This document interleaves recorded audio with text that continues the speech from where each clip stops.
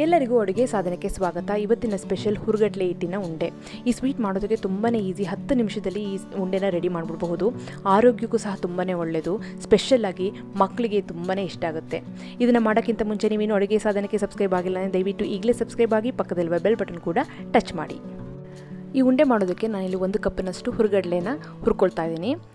ಹುರುಗಡ್ಲೆ ಏನಾದರೂ ಕ್ರಿಸ್ಪಿ ಆಗಿದ್ದರೆ ಇದು ಹುರಿಯೋ ಅವಶ್ಯಕತೆ ಇಲ್ಲ.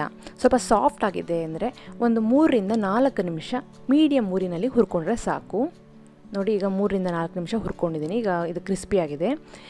ಇದು ಚೆನ್ನಾಗಿ ಆರಿದ ಮೇಲೆ ಮಿಕ್ಸಿ ಜಾರ್ಗೆ ಹಾಕ್ಕೊಳ್ತಾ ಇದ್ದೀನಿ ಹುರುಗಡ್ಲೆನ. ಇದು ಮಾಡೋದು ತುಂಬಾ ಈಸಿ. 10 ನಿಮಿಷದಲ್ಲಿ 10 ಉಂಡೆ ರೆಡಿ ಮಾಡಿಬಿಡಬಹುದು.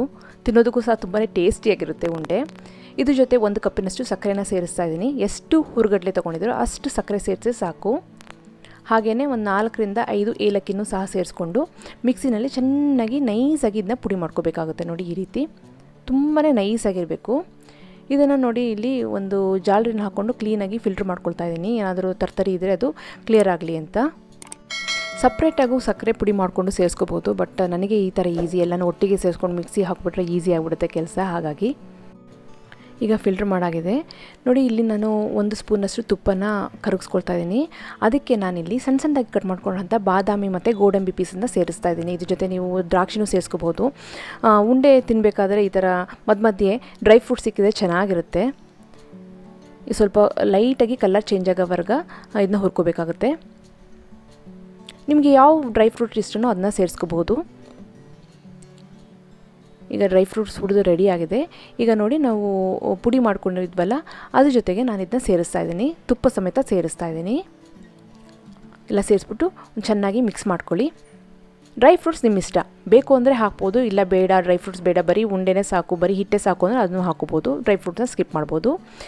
ಇಲ್ಲಿ ನಾನು ಅದೇ ಪಾತ್ರೆಗೆ ಒಂದು 3 ರಿಂದ 4 ಟೇಬಲ್ ಸ್ಪೂನಷ್ಟು ತುಪ್ಪನ ಸೇರಿಸ್ತಾ ಇದ್ದೀನಿ. ಅಂದರೆ 1 ಕಪ್ಪಿನಷ್ಟು ನೀವು ಹುರುಗಡ್ಲೆ ತೊಗೊಂಡ್ರೆ 1/4 ಕಪ್ಪಿನಷ್ಟು ತುಪ್ಪ ಸಹ ಇಲ್ಲಿ ಕರಗಿಸ್ಕೊತಾ ಇದ್ದೀನಿ. ಜಸ್ಟ್ ಕರಗಿದ್ರೆ ಸಾಕು, ಬಿಸಿ ಮಾಡ್ಕೊಳ್ಳೋ ಅವಶ್ಯಕತೆ ಇಲ್ಲ, ಜಸ್ಟ್ ಕರಗಿದ್ರೆ ಸಾಕು.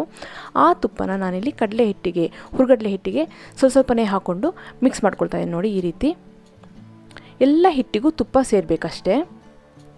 ಇಷ್ಟು ಬೇಕು ಅನ್ನೋ ಅವಶ್ಯಕತೆ ಇಲ್ಲ, ಇಷ್ಟು ತುಪ್ಪ ಬೇಕು ಅನ್ನೋ ಅವಶ್ಯಕತೆ ಇಲ್ಲ, ಕೊನೆಗೆ ಉಳಿಯುತ್ತೆ. ಈಗ ನೋಡಿ, ಸ್ವಲ್ಪನೇ ಹಾಕ್ಕೊಂಡು ಕ್ಲೀನಾಗಿ ಮಿಕ್ಸ್ ಮಾಡ್ಕೊಳ್ಳಿ. ಎಲ್ಲ ಹಿಟ್ಟು ತುಪ್ಪನೂ ಎಲ್ಲ ಚೆನ್ನಾಗಿ ಸೇರಬೇಕು. ಅಲ್ಲಿವರೆಗೆ ಇದು ತುಪ್ಪ ಹಾಕ್ಕೊಂಡು ಕ್ಲೀನಾಗಿ ಮಿಕ್ಸ್ ಮಾಡ್ಕೊಬೇಕಾಗುತ್ತೆ. ಕೈಯಲ್ಲೇ ಕ್ಲೀನಾಗಿ ಕಿವುಚಿ ಮಿಕ್ಸ್ ಮಾಡ್ಕೊಳ್ಳಿ. ಬೇಕು ಅಂತಂದರೆ ಮಧ್ಯೆ 1 ಸ್ಪೂನಷ್ಟು ತುಪ್ಪನ ಸೇರಿಸ್ಕೋಬಹುದು. ನೋಡಿ, ಈಗ ಉಂಡೆ ಕಟ್ಟೋದಕ್ಕೆ ಕರೆಕ್ಟಾಗಿ ಹದವಾಗಿದೆ. ಈಗ ಉಂಡೆ ಕಟ್ಟಬಹುದು. ಅಲ್ಲಿವರೆಗೆ ನಾವು ತುಪ್ಪ ಸೇರಿಸ್ಕೊಂಡ್ರೆ ಸಾಕು. ಇಷ್ಟೇ ತುಪ್ಪ ಬೇಕು ಅನ್ನೋ ಅವಶ್ಯಕತೆ ಏನಿಲ್ಲ. ಎಷ್ಟು ಉಂಡೆ ಕಟ್ಟೋಕ್ಕೆ ಬೇಕೋ ಅಷ್ಟು ತುಪ್ಪನ ನಾವು ಹಾಕ್ಕೊಂಡು ಈ ಥರ ಉಂಡೆ ಕಟ್ಕೊಂಡು ರೆಡಿ ಮಾಡ್ಕೊಳ್ಳಿ. ನೋಡಿ, ಎಷ್ಟು ಈಸಿಯಾಗಿ ಉಂಡೆ, ಇಲ್ಲಿ ಹುರುಗಡ್ಲೆ ಉಂಡೆ ರೆಡಿಯಾಗಿದೆ. 10 ನಿಮಿಷದಲ್ಲಿ 10 ಉಂಡೆ ರೆಡಿ ಮಾಡ್ಬೋದು. ಮಕ್ಳಿಗೂ ಸಹ ತುಂಬಾ ಒಳ್ಳೆಯದು. ಇದು ಆರೋಗ್ಯಕ್ಕೆ ತುಂಬ ಒಳ್ಳೆಯದು. ಹುರುಗಡ್ಲೆ ಅಂದಮೇಲೆ ಪ್ರೋಟೀನ್ ಹೈ ಇರುತ್ತಲ್ವ. ಹಾಗಾಗಿ ಮಕ್ಕಳಿಗೆ ಈವ್ನಿಂಗ್ ಟೈಮಲ್ಲಿ ಒಂದೊಂದು ಉಂಡೆ ಕೊಟ್ಕೊಂಡ್ರೆ ತುಂಬಾ ಒಳ್ಳೆಯದು. ಇದೇ ರೀತಿ ಎಲ್ಲ ಉಂಡೆಗಳನ್ನು ರೆಡಿ ಮಾಡ್ಕೊಳ್ಳಿ. ಅಕಸ್ಮಾತ್ ಮಧ್ಯದಲ್ಲಿ ನಿಮಗೆ ಉಂಡೆ ಕಟ್ಟಕ್ಕೆ ಕಷ್ಟ ಆಗ್ತಾ ಇದೆ, ಹಿಡಿಯೋಕ್ಕೆ ಬರ್ತಿಲ್ಲ ಅಂತಂದರೆ ಮಧ್ಯೆ 1 ಸ್ಪೂನ್ ತುಪ್ಪನ ಸೇರಿಸ್ಕೊಳ್ಳಿ. ತುಪ್ಪನ ಜಸ್ಟ್ ಕರಗಿಸ್ಕೊಂಡ್ರೆ ಸಾಕು, ಜಾಸ್ತಿ ಬಿಸಿ ಮಾಡೋ ಅವಶ್ಯಕತೆ ಇಲ್ಲ.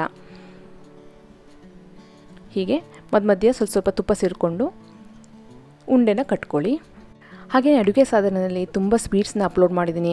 ಹೆಸರುಕಾಳಿನ ಉಂಡೆ, ಲಡ್ಡು, ಕೊಬ್ಬರಿ ಮಿಠಾಯಿ, ಮಕ್ಕಳಿಗೆ ಇಷ್ಟ ಆಗುವಂಥ ತುಂಬ ಸ್ವೀಟ್ಸ್ಗಳಿದೆ. ದಯವಿಟ್ಟು ನಿಮಗೆ ಟೈಮ್ ಸಿಕ್ಕಿದಾಗ ಸ್ವೀಟ್ಗಳನ್ನೆಲ್ಲ ನೋಡ್ಕೊಳ್ಳಿ.